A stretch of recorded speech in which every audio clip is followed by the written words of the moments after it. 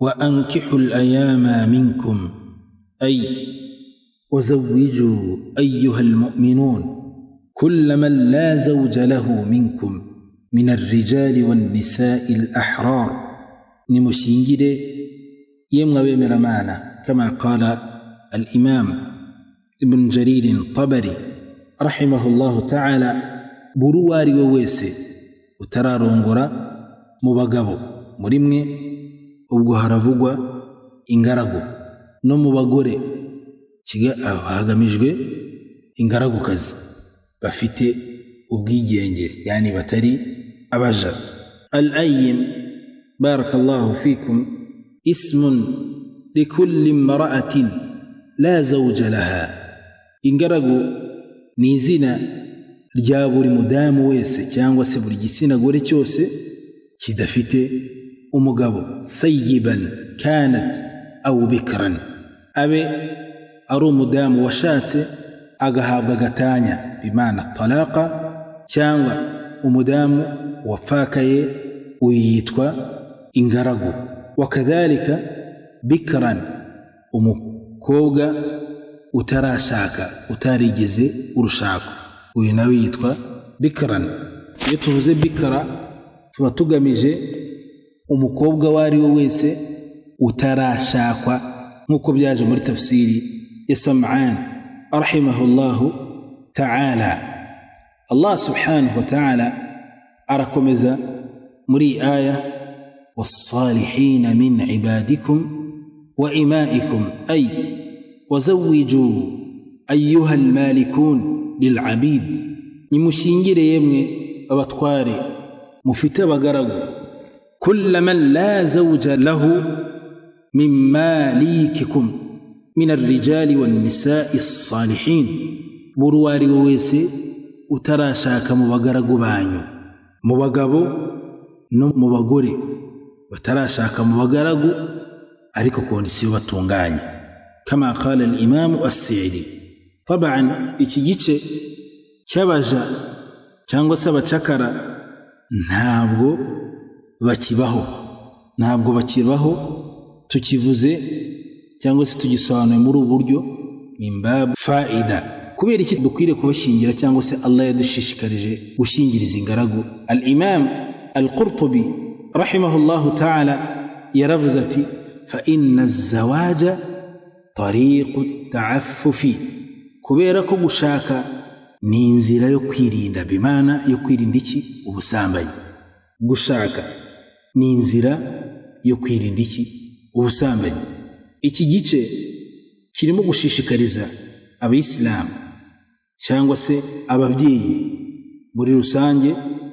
Allah subhanahu wa ta'ala yahaye ingabire z'abana b'abakobwa gufasha abadafite ubushobozi bw'ikirenga, abadafite iby'umurengera mu ngaragu, mu kubashingira igihe baje bagize gute, mu kuborohereza mu kubashingira igihe baje babagana bujuje iby'idini rigira gute risaba. Kubera ko gushaka ni imwe mu nzira zirinda icyubahiro cy'umuntu, bimana ni imwe mu nzira zirinda kugwa mu busambanyi abasore bacu ndetse n'inkumi zacu. Barakallahu fikum. Al-Imam Al-Baghawi rahimahullahu ta'ala ari gusobanura iyi aya yatugaragarije itegeko muri iyi aya rigaragaza ko umukobwa cyangwa se ingaragukazi ahivi kagera ishingirwa n'abahagararizi bayo.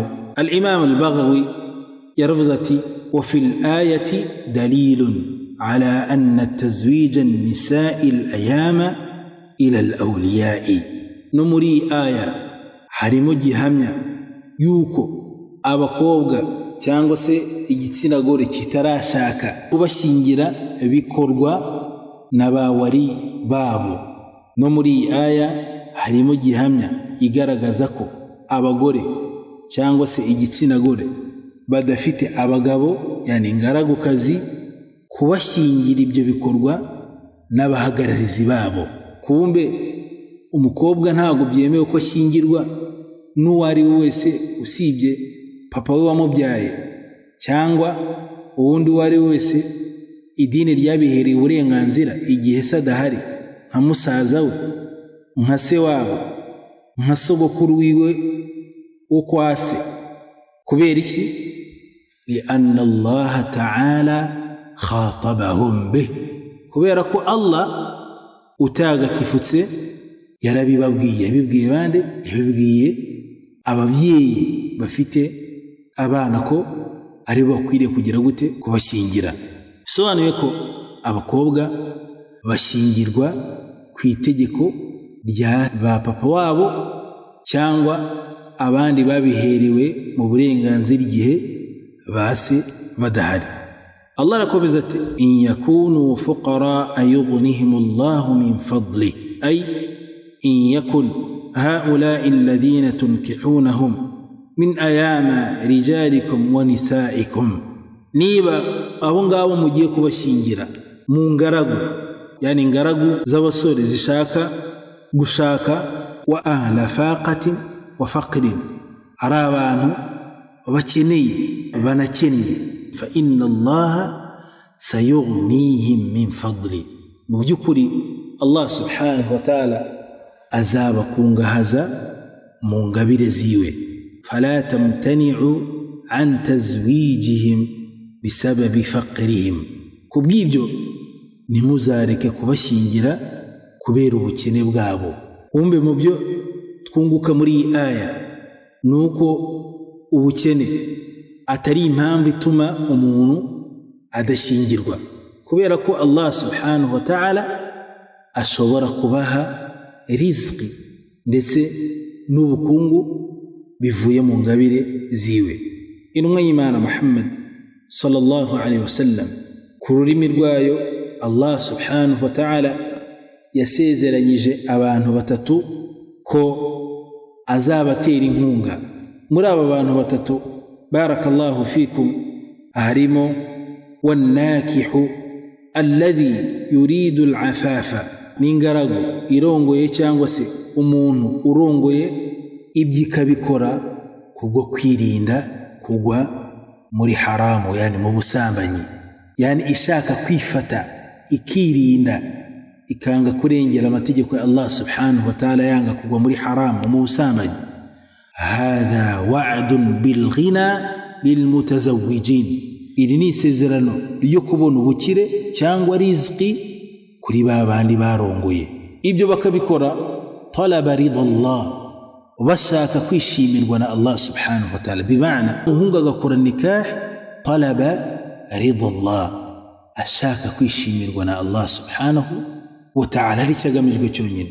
wa'tisaman min ma'asihi, ndetse no ku ntego yo kwirinda ibyaha, bimana gucumurira Allah subhanahu wa ta'ala. Mu ncamake al-Imam al-Qurtubi rahimahullahu ta'ala ari kutugaragariza yuko nikahi iri mu bituma Allah subhanahu wa ta'ala aha uyikoze kubera we amafunguro, ndetse akanamuha ubukire. Kubera iki? Kubera ko yakoze nikahi agambiriye ushimisha Allah subhanahu wa ta'ala. Al-Imam al-Shinqiti rahimahullahu ta'ala ari gusobanura aya yaravuze ati al-zahiru anna al-mutazawwija alladhi wa'adahu Allah bil-ghina, ikigaragara nuko uwarongoye wa wundi we Allah subhanahu wa ta'ala yasezeranyije ubukire, huwa alladhi yuridu bitazwijihi al-i'anata ala ta'ati Allah, ni wa wundi ushaka gukora nikahi afite umugambi wo kwifasha mu gutinya Allah subhanahu wa ta'ala. Ni wa wundi ushaka gukora nikahi afite umugambi wo kwifasha mu gutinya Allah subhanahu wa ta'ala, bimana ko bimufasha gutinya Allah subhanahu wa ta'ala mu kurinda amaso ye, yani kuba yareba ibyaziririjwe, wa hifdhil farji, no kurinda ubwambure bwe ntagwe mu busambanyi. Mu ncamake y'ibyo abamenyi bari kuvuga nuko isezerano ryo kubona rizqi binyuze mu rushako ntabwo ari ibya buri wese ushatse, ahubwo ni ukuri kuri wa wundi washatse agambiriye gushimisha Allah subhanahu wa ta'ala, ndetse no kwirinda ibyaha no gukunda kuba yarinda icyubahiro Allah subhanahu wa ta'ala yamuhaye. umwe mu beza batubanjije yaravuze ati man ghalabat alayhi shahwatu wa indahu malu falyatazawwaj, uwo ari we wese ibyifuzo by'umubiri byananiye kandi akaba afite ubushobozi, yani umutungo, narongore. fa in lam yakun indahu malun falyudim an-nazara ila as-samaa, ariko nimba adafite umutungo, ubushobozi, nakomeze kwerekeza uburanga bwe mu kirere, yani asaba Allah subhanahu wa ta'ala, rushaho gukora ibada kanasaba Allah subhanahu wa ta'ala. fa inna shahwatu tadhhabu, mu by'ukuri ibyifuzo by'umubiri byiwe bizagenda. bimana kugira ibyifuzo by'umubiri umuntu abikontorore ibinagende bishingira mu kwiyegereza Allah subhanahu wa ta'ala. barakallahu fikum.